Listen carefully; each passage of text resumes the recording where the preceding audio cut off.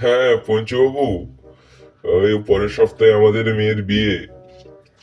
আপনাকে কিন্তু সবাইকে মিলে আসতেই হবে। আসলে কিন্তু খুবই খুশি হব, আর না আসলে তো আরো বেশি খুশি হব।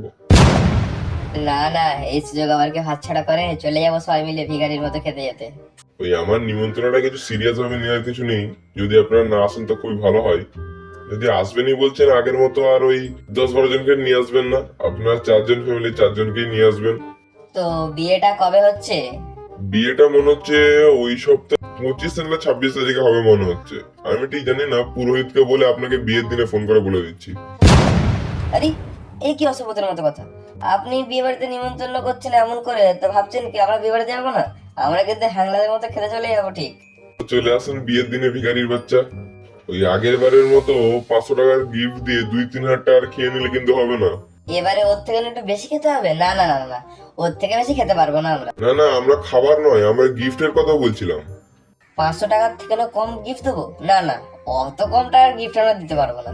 আমরা অতটাও ছোট লোক নয়, আমরা ওর থেকে বেশি ছোট লোক।